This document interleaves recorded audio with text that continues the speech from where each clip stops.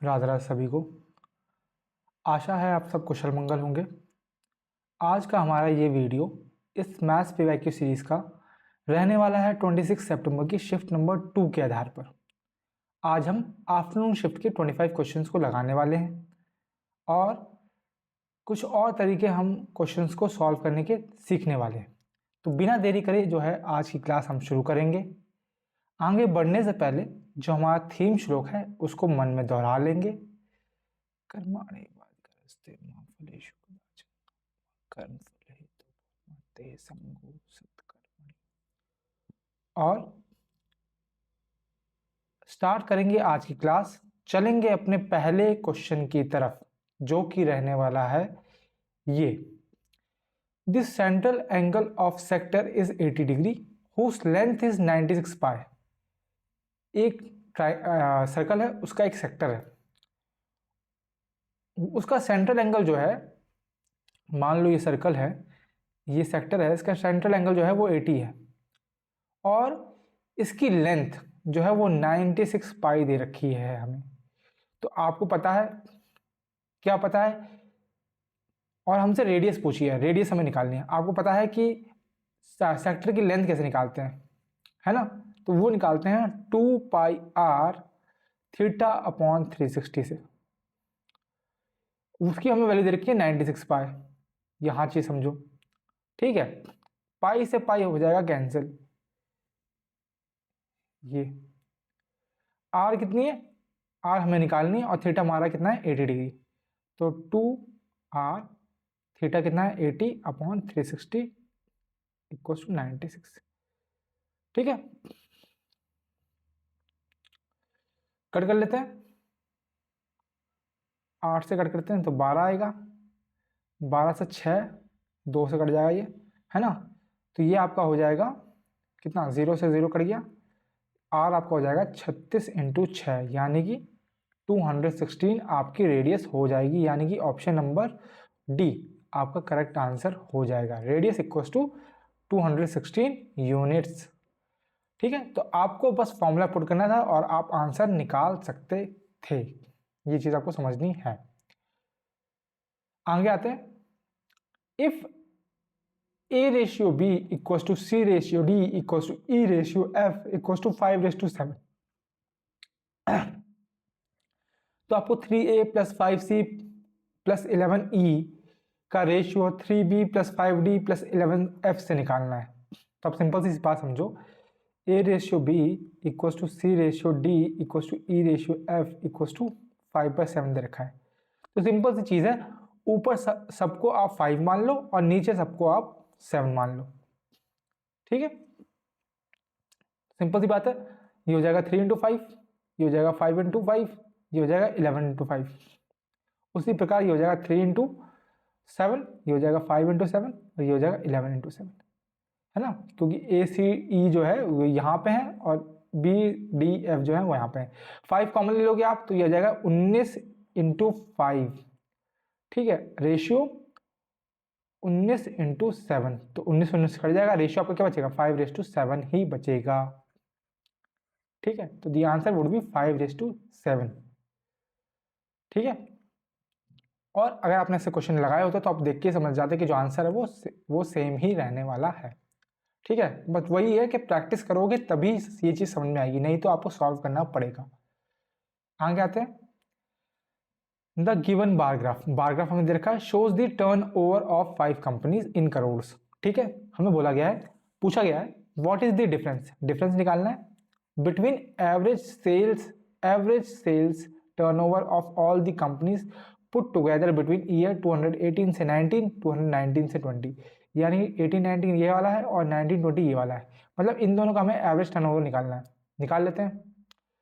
18-19 जो है वो है ऑरेंज वाला, तो ये हो जाएगा 250, ये हो जाएगा आपका 300-350, ये हो जाएगा 275, ये हो जाएगा 200 और ये हो जाएगा 400। जोड़ लेते हैं इसको सारे रेड वालों को, 5, 7, 14।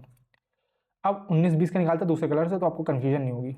ये जो है 19-20 जो है वो हम ग्रीन से निकालते हैं।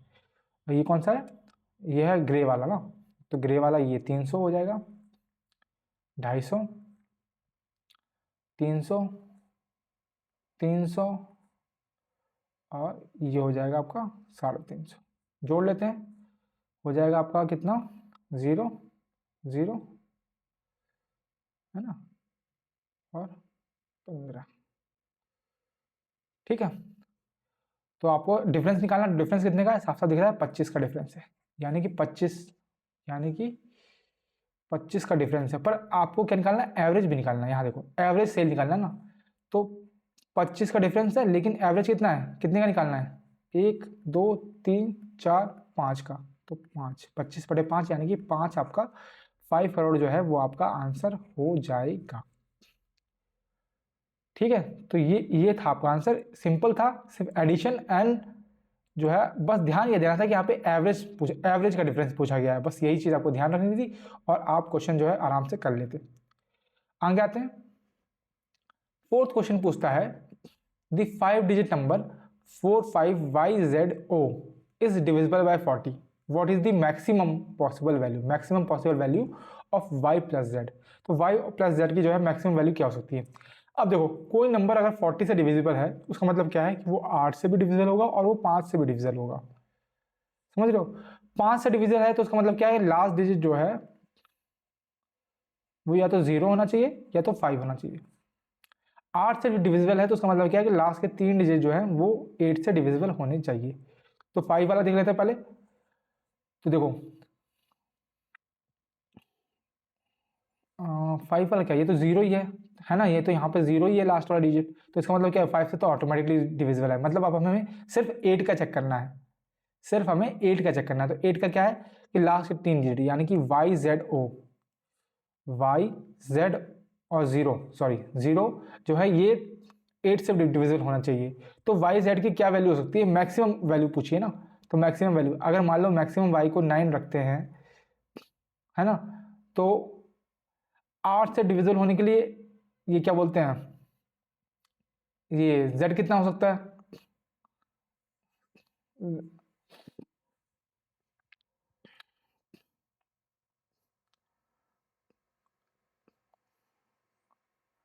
आठ से डिविजन होने के लिए Z कितना होना चाहिए, अगर हम 9 रखते हैं, 9 9 तो कितना हो जाएगा, 9 9 हो जाएगा, ये 18 तो 8 से डिविजिबल होता नहीं है ना, 9 9 0 हो जाएगा। 9 8 रख के देख लेते हैं, 9 8 17 होता है, 17 भी डिविजिबल नहीं होता। और 9 7 रख के देख लेते हैं तो कितना हो जाएगा, 16, 9 7 16, तो 16 यानी कि डिविजिबल होता है। तो 16 जो है वो आपका मैक्सिमम वैल्यू हो सकती है Y प्लस Z की। तो आई होप आपको समझ में आया होगा। ठीक है, क्या बोलते हैं, 5 से तो हमने देख लिया कि नंबर डिविजिबल है, सिर्फ हमें 8 से करना था। 8 का डिविजिबिलिटी रूल बोलता है कि लास्ट के 10 डिजिट जो है वो 8 से डिविजिबल होना चाहिए। तो यहाँ पे थे YZ और 0, और हमसे पूछा गया कि Y प्लस Z की क्या वैल्यू होनी चाहिए मैक्सिमम। तो मैक्सिमम मान लेते हैं Y को हमने Z 9 रख लिया और Z को भी 9 रख लिया, तो 9 + 9 18, क्या बोलते हैं, सॉरी 9 + 9 बोल रहा हूँ मैं, 9 और 9 जो है 8 से डिविजिबल होते हैं, नहीं होते। 99 जो है 8 से डिविजिबल नहीं होता। यहाँ पे हम गलती कर रहे हैं ना, हाँ हम गलती कर रहे हैं थोड़ी सी। क्या गलती कर रहे हैं कि हमें ऐड नहीं करना, हमें नंबर चेक करना है ना। ठीक है, नंबर चेक करना है, 1 मिनट।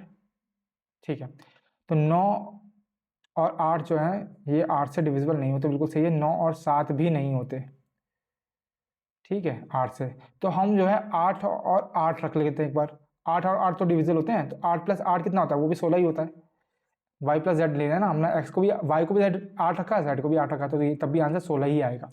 ठीक है, तो मतलब कि हमें बस समझना था, मैं जो है ना वो 3 का डिविजिबिलिटी रूल लगा रहा था कि तीनों का सम जो है वो डिविजिबल होना चाहिए। 8 में क्या है, नंबर जो है लास्ट के 3 डिजिट है वो 8 से डिविजिबल होने चाहिए। तो 9 और 8 तो हो नहीं रहा, 9 और 7 तो हो नहीं रहा, लेकिन सम जो है 16 ही आ रहा है। तो हम 8 और 8 को रख के देख लेते हैं। ठीक है, 8 और 8 जो है मतलब कि 880 जो है वो 8 से डिविजिबल तो होगा ही होगा। ठीक है, और 8 और 8 हमें निकालना है तो वो 16 होगा। ठीक है, तो ये चीज़ आपका ये होना था। आगे आते हैं, अगला क्वेश्चन हमसे सिंप्लीफाई पूछता है, और सिंप्लीफाई के रिगार्डिंग मैं आपको सिर्फ 2 ही सजेशन देता हूँ। पहली चीज़ कि थोड़ा धैर्य रख के, पेशेंस रख के हमें करना है, क्योंकि सिंप्लीफाई जो होते हैं सिंपल होते हैं और उनको सॉल्व करने में सिली मिस्टेक होने के चांसेस बढ़ जाते हैं। सेकंड जो है, हमें बॉडमास नियम को फॉलो करना है। ये दो ही चीज़ मैं आपको सिर्फ बताता हूँ जब भी आप सिंप्लीफाई करते हैं तो बॉडमास देख लेते हैं। इनर ब्रैकेट सबसे छोटा ब्रैकेट ये वाला है ना, इसको सॉल्व कर लेते हैं। इसमें सबसे पहले जो है वो ऑफ आएगा ना, और सबसे छोटा ब्रैकेट ये है तो इसको प्लस कर लेते हैं, 5 आएगा, फिर इसके बाद ऑफ आएगा तो 10 × 5 50 आ जाएगा। ये 2 × 5 जो है वो 10 आ जाएगा, और इंटू 10 है ना, तो ये हो जाएगा 500 हो जाएगा। सॉरी, ये 100 नहीं है, 10 है ये, ठीक है, ये 500 हो गया। इसको देख लेते हैं, 3 × 3 9 हो जाएगा, और 9 × 100 900 हो जाएगा, और प्लस 28 है, ठीक है। और इसको डिवाइड करना है 1000 से, तो ये कितना आ जाएगा, 2 आ जाएगा यहाँ पे। तो अब ये ब्रैकेट सॉल्व करेंगे तो ये आएगा 2 - 28, ये वाला 28 प्लस 900, ठीक है। इसको सॉल्व कर लेते हैं। डिवाइड आएगा, पहले ऑफ आएगा ना, ऑफ 4 × 4 16, तो 16 को 64 से डिवाइड करेंगे तो कितना आएगा 4, और 60 + 4 कितना होता है 64, तो यहाँ पे आ जाएगा प्लस 64। कर लेते हैं अब,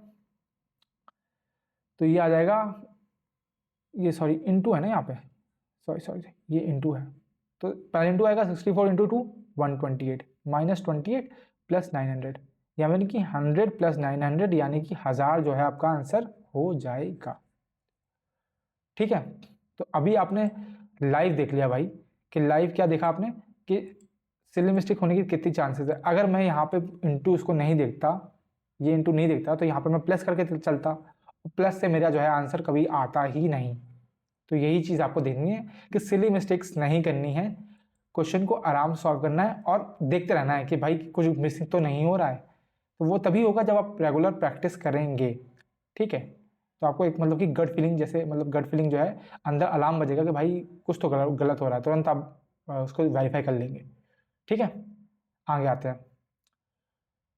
Varun and Raju working together can complete a job in 40 hours. दोनों अगर साथ में काम करते हैं, वी और आर दोनों साथ में काम करते हैं तो 40 घंटे में करते हैं। Whereas Varun alone can complete the job in 50 hours. Varun अगर अकेला काम करेगा तो 50 घंटे लेगा। आपको बताना है कि राजू अगर अकेला काम करेगा तो कितने घंटे लेगा। तो सिंपल सी बात है, वी और आर जो है साथ में कर रहे हैं तो 40 घंटे ले रहे हैं। वी अगर अकेला कर रहा है तो 50 घंटे ले रहा है। टोटल काम कितना है, एलसीएम ले लो 200 काम है, तो मान लो ये जो है 5 की एफिशिएंसी से चल रहे हैं, ये 4 की एफिशिएंसी से। वी और जो आर है वो टोटल 5 की एफिशिएंसी से कर रहे हैं। वी अकेला 4 की एफिशिएंसी से कर रहा है, तो आर की एफिशिएंसी क्या होगी, वो होगी 5 - 4 यानी कि 1। ये हो जाएगी आर की एफिशिएंसी। आपको बताना है आर राजू जो है वो पूरा अकेला काम करता है तो कितना टाइम लेगा। तो टोटल काम कितना है, टोटल काम 200 है, टोटल काम 200 है, आर की एफिशिएंसी 1 है, तो टाइम कितना लगेगा, 200 आवर्स ही लगेंगे। आई होप आपको ये चीज़ समझ में आई होगी। आते हैं आगे लास्ट क्वेश्चन पे, सॉरी लास्ट नहीं, 7th क्वेश्चन पे। अगला क्वेश्चन बोलता है the market price of an electronic watch in a store is 15,620। एक इलेक्ट्रॉनिक वॉच की कीमत जो है, मार्केट प्राइस जो है वो 15,620 रुपये है। It is available at discount of 27%, और वो उसके ऊपर 27% डिस्काउंट मिल रहा है। आपको बताना है what is the price to a customer pays if he buys from that store. अगर वो खरीदता है चीज़ तो कितने रुपए की मिलेगी। तो सिंपल सी बात है, 27% डिस्काउंट है तो मतलब 73% की होगी, यानी कि 73% ऑफ 15,620। कर लो, मल्टीप्लाई करो, ये आएगा 6 2 0 114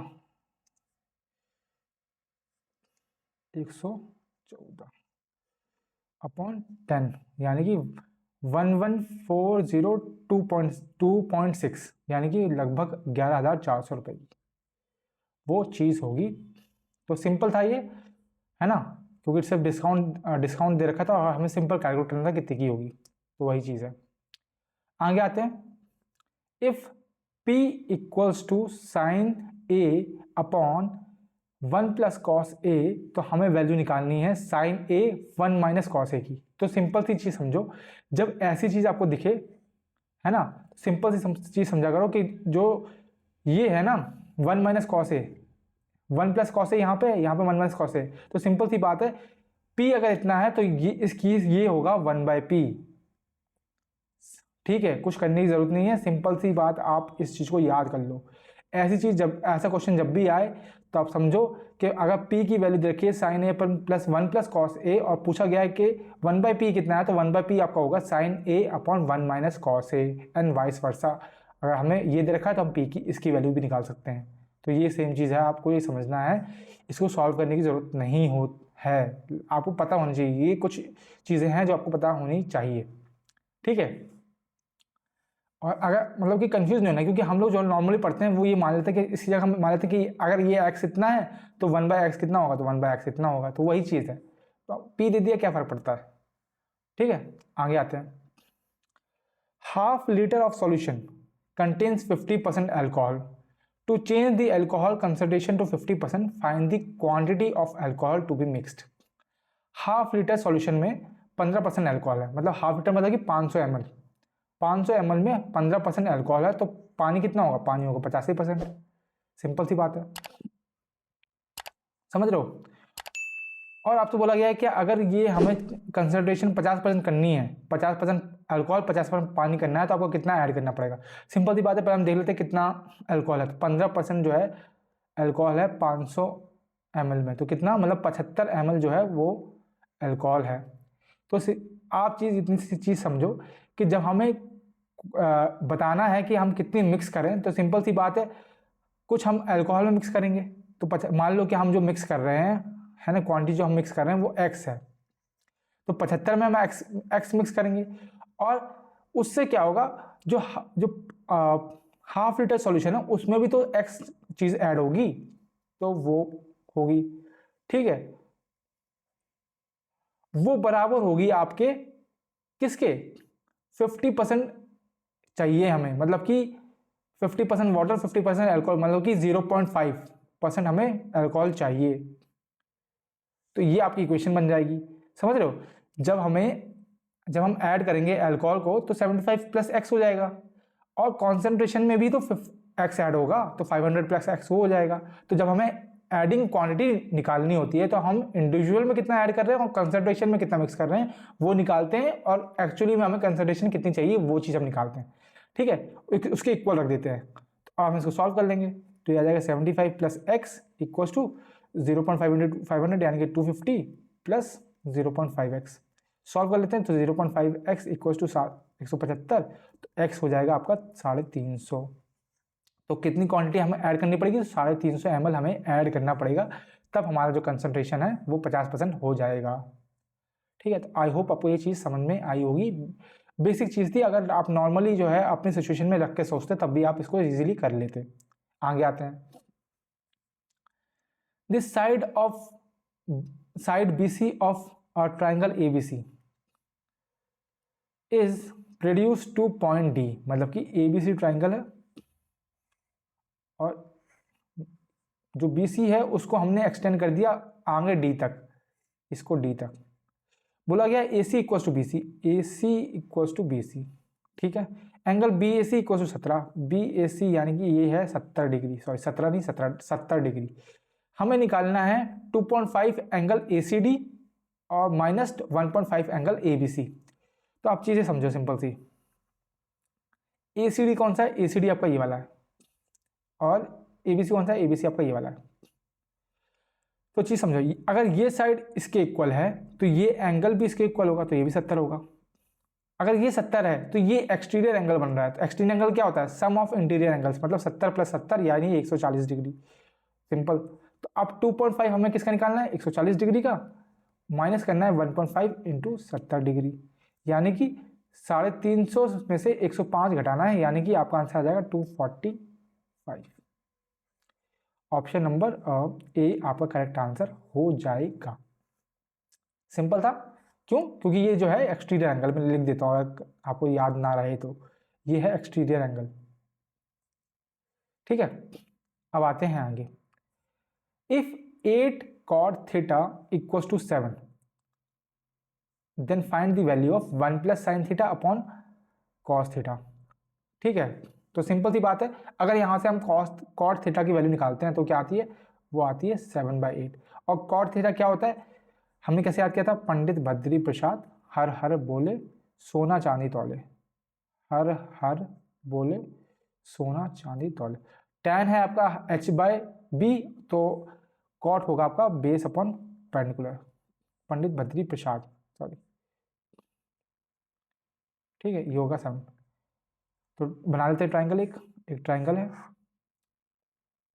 बेस आपका बेस आपका 7 है, इसको बेस मान लो, इसको 7 मान लो, ये हाइट आपकी परपेंडिकुलर है आपका 8, तो आपकी हाइपोटेन्यूज कितनी होगी, तो 64 + 49 यानी कि 113, ठीक है, ये आपकी हाइपोटेन्यूज होगी।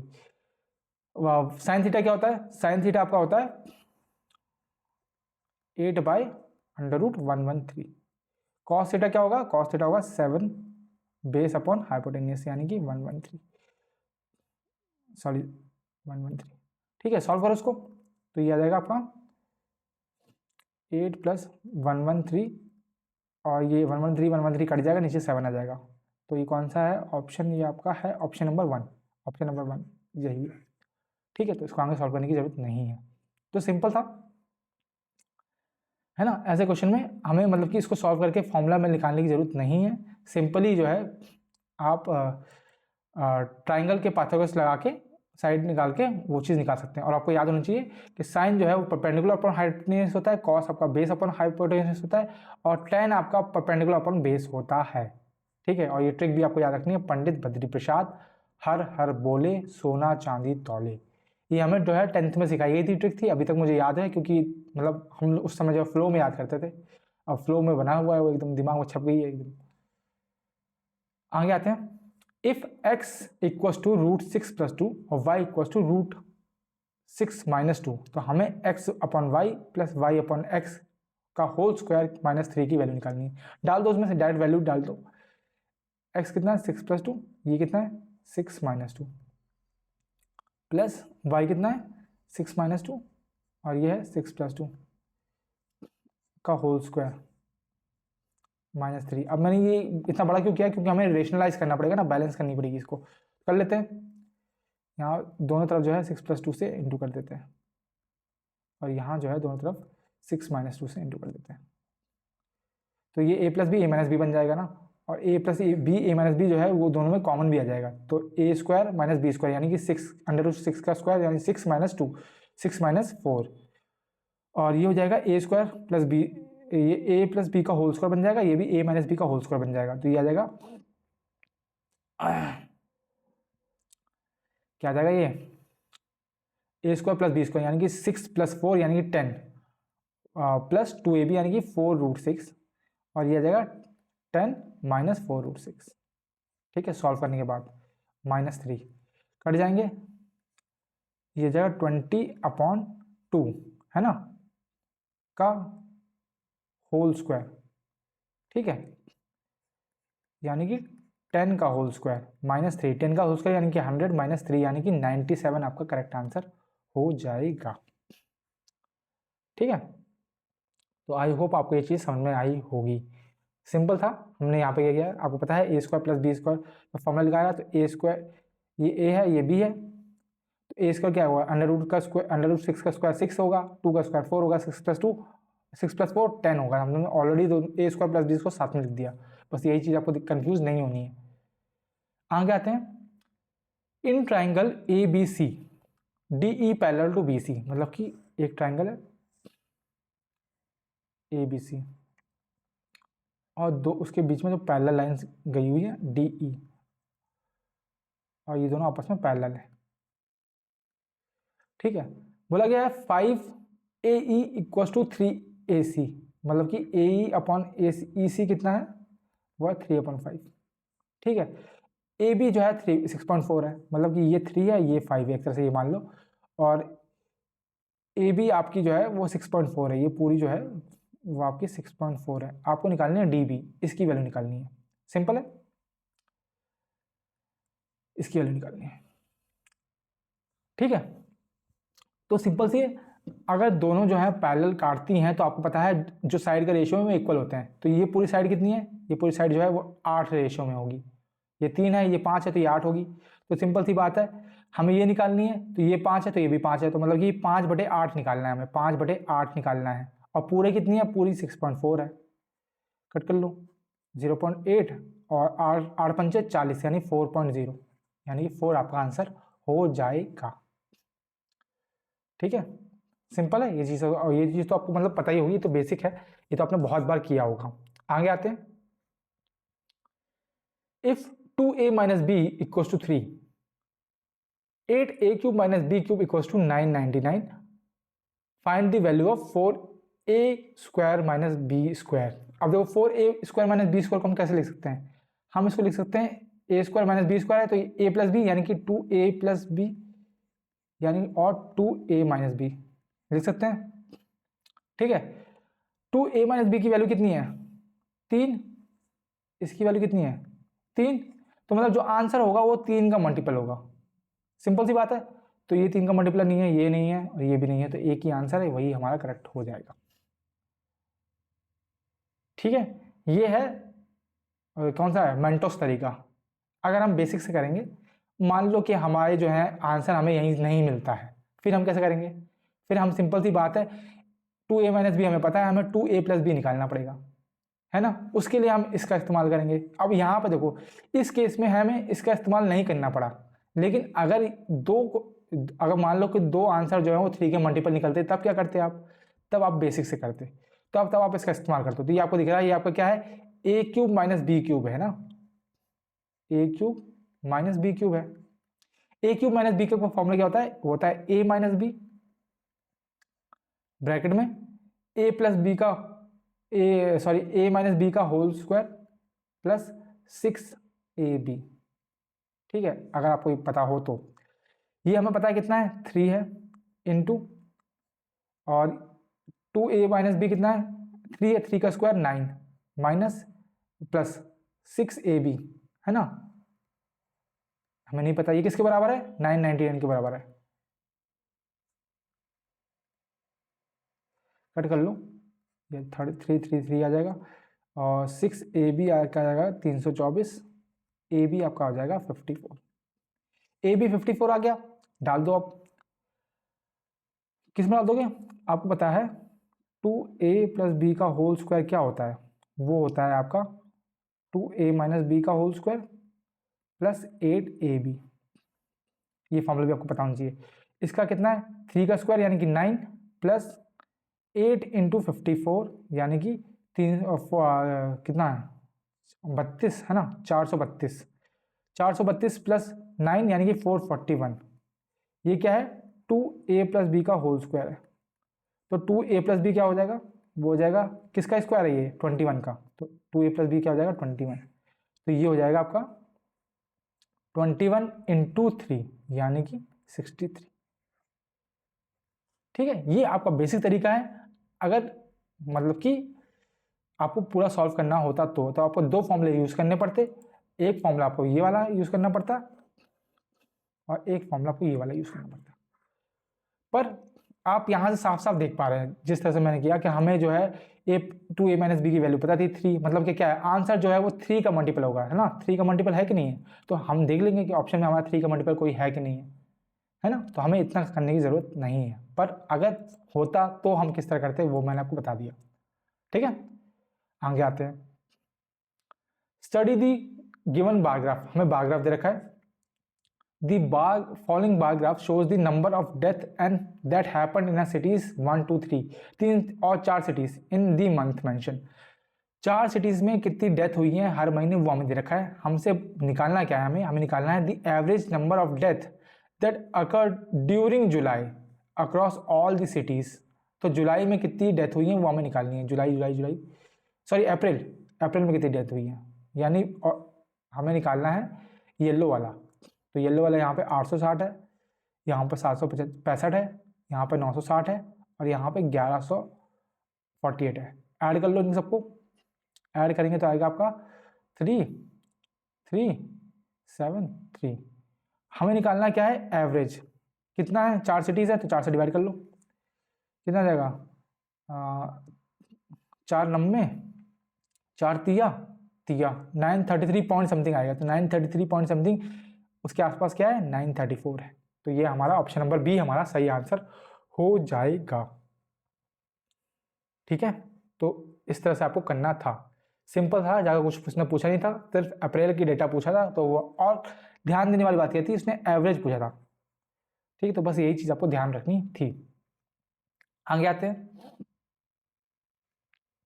if if the radius and height of a right circular cylinder are 21 centimetre and 5 centimetre, तो एक राइट सर्कुलर सिलेंडर है जिसकी रेडियस और हाइट दे रखी है। रेडियस हमें दे रखी है 21 सेंटीमीटर और हाइट हमें दे रखी है 5 सेंटीमीटर। हमें निकालना है total surface area of a cylinder. तो total surface area of a cylinder क्या होता है, याद है कि नहीं है, 2 pi r r plus h. निकाल लो, 2 इंटू 22/7 इंटू रेडियस कितनी है सर 21 और 21 प्लस 5 कट गया, दिया 44 इंटू 3 इंटू 26। ठीक है, 132 इंटू 26 यानी कि 2 3 और 34, 3432 यानी ऑप्शन नंबर बी आपका करेक्ट आंसर हो जाएगा। ठीक है, तो ये चीज़ आपको ध्यान रखनी है। Total surface of a cylinder आपको याद होना चाहिए। ये मैं ऑलरेडी बहुत बार सारे सिलेंडर के सारे फॉर्मूलेस याद करवा चुका हूँ, क्योंकि अब हम एंड में आ गए हैं, तो मैं आपको फॉर्मूलेस अब याद नहीं कराने वाला, आपको हम फटाफट जो है सॉल्यूशंस करवाएंगे। आगे आते हैं, 17th क्वेश्चन बोलता है, in a circle with centre O and arc A B C subtend an angle 138 at the center of the circle, the chord AB is produced to a point P।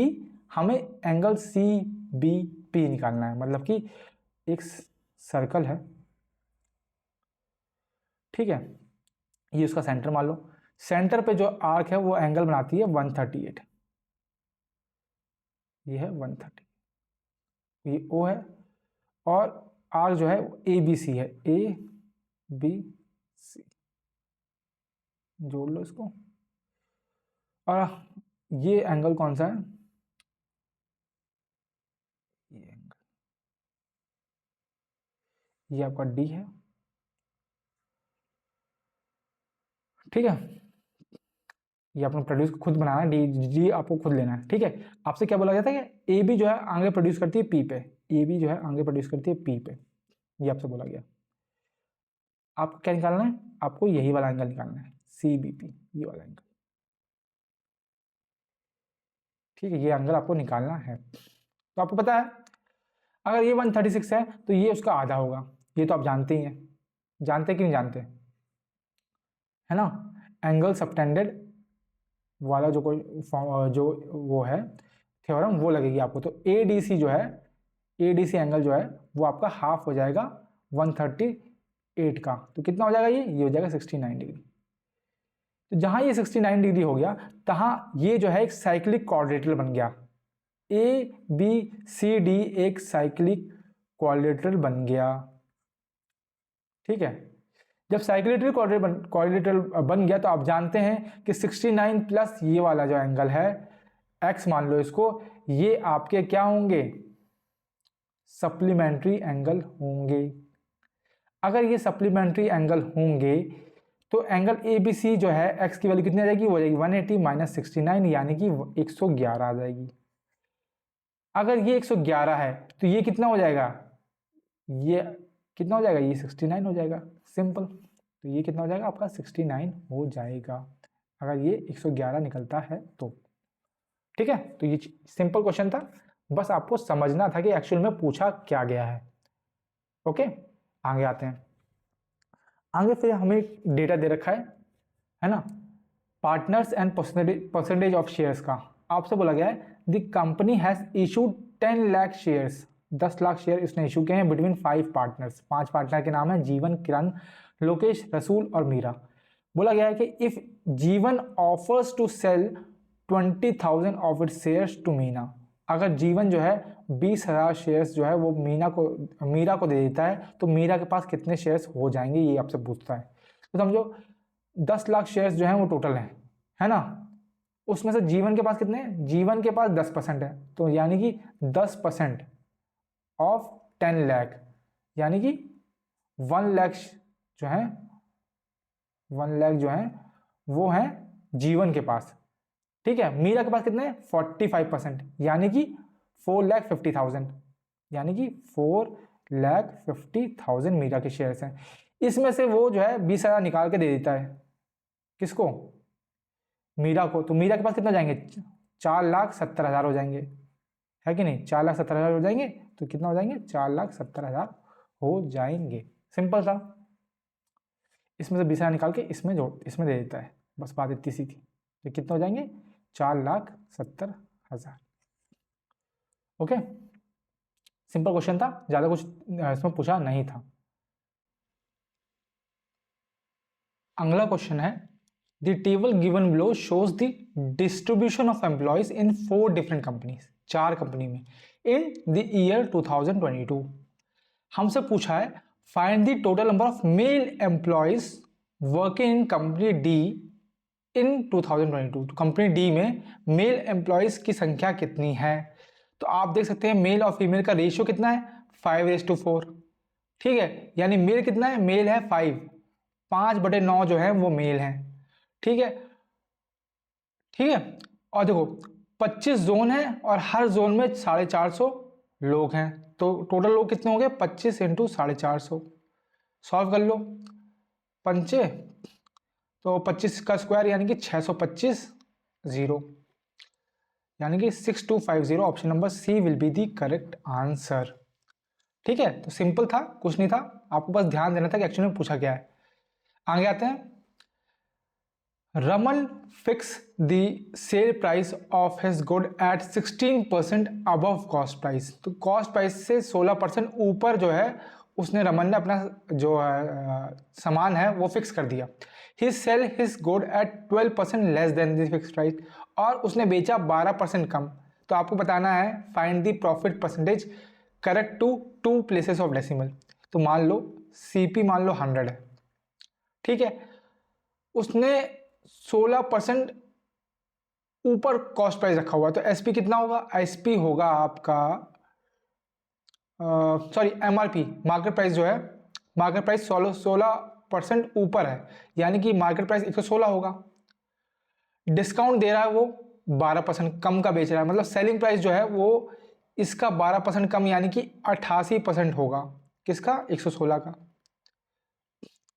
निकाल लो, 44 50 25 22, यानी कि 22 को 116 से गुणा करो तो 2552 आएगा अपॉन 25, यानी कि 102.0 समथिंग 8 मान लो 8 आएगा। ठीक है, तो कितना ज़्यादा है, तो आप साफ साफ देख सकते हैं कितना ज़्यादा है, 2.08% ज़्यादा है, यानी कि ऑप्शन नंबर बी जो है वो करेक्ट हो जाएगा। वापस एक बार समझा देता हूँ क्लैरिटी के लिए। रमन ने मान लो कुछ सामान खरीदा और उसने जो मार्केट प्राइस है वो फिक्स कर दिया। उसने बोला कि मार्केट प्राइस कॉस्ट प्राइस से 16% ज़्यादा होगा।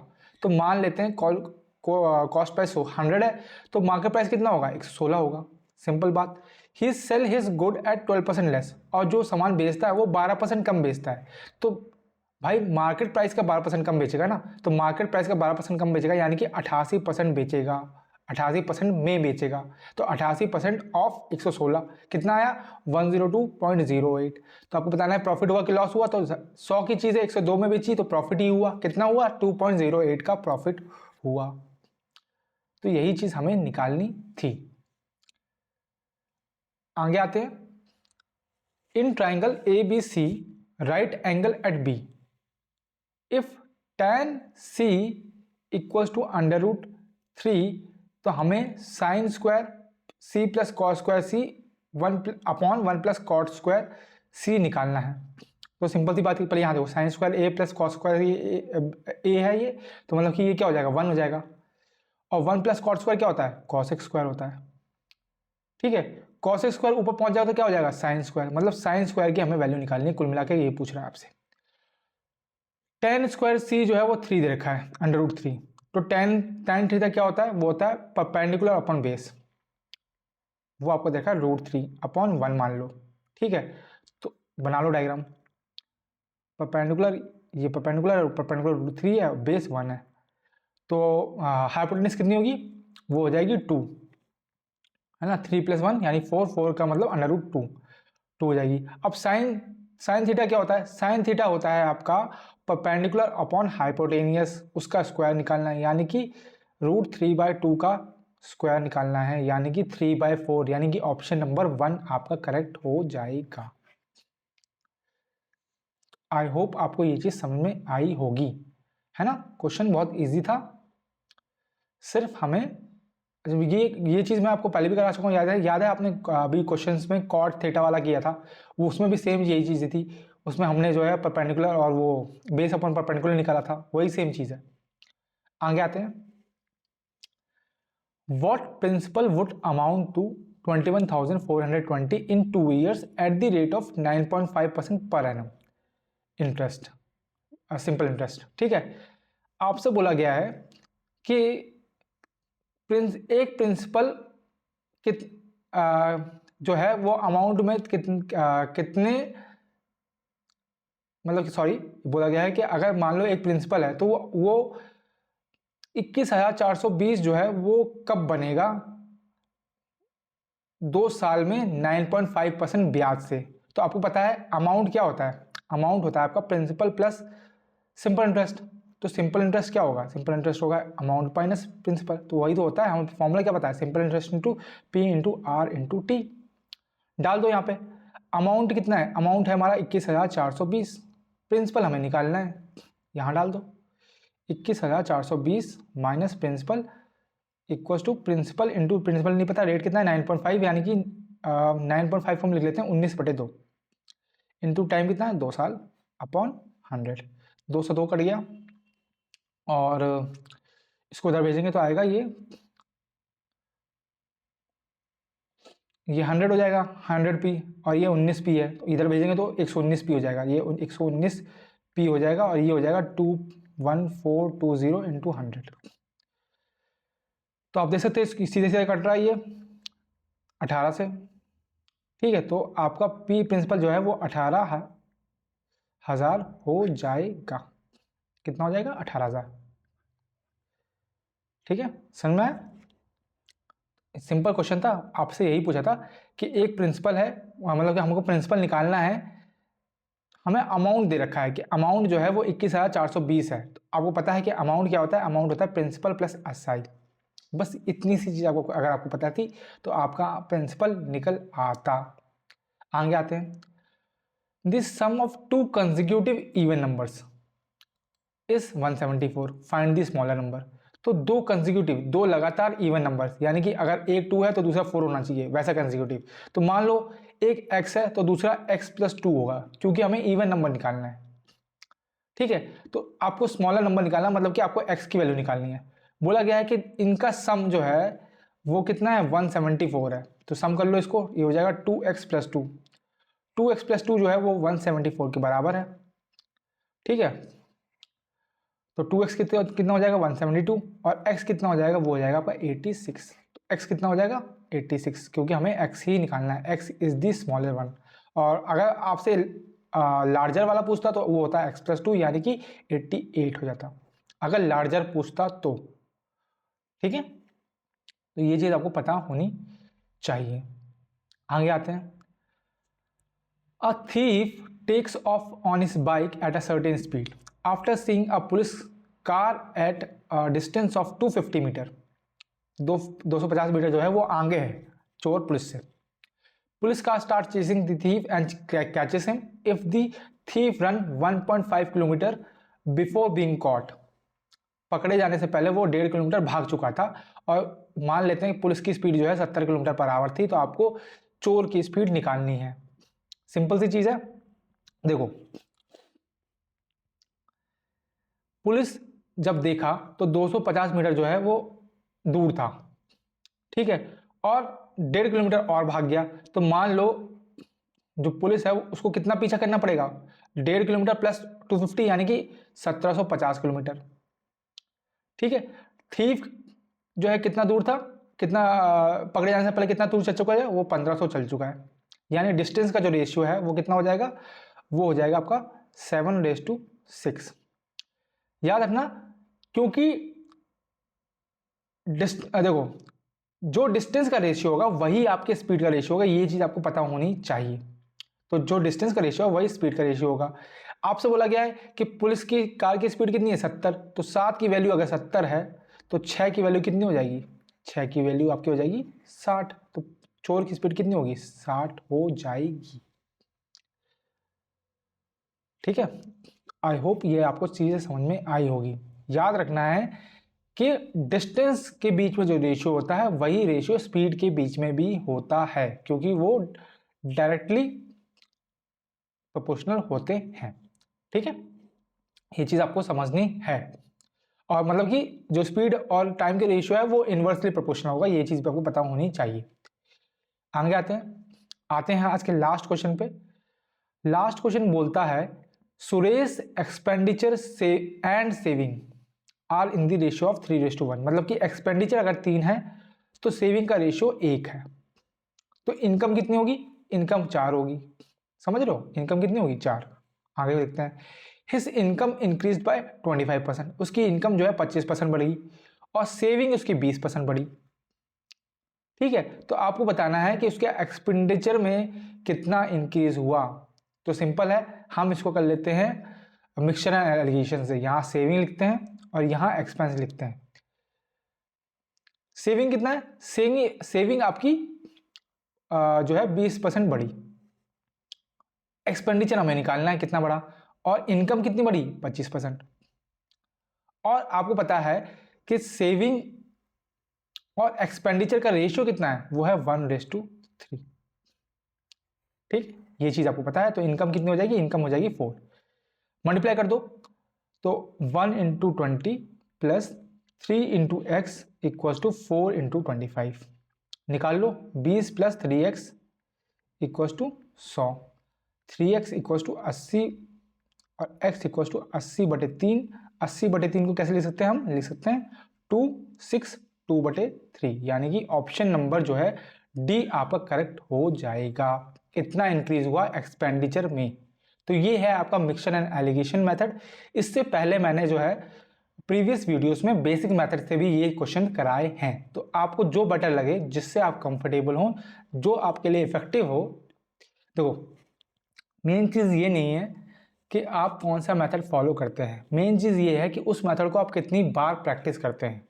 एक ही मेथड पकड़ना है, उसको बार बार प्रैक्टिस करना है, उससे आपका टाइम और आपके मतलब कि क्या बोलते हैं गट फीलिंग बहुत स्ट्रांग हो जाएगी।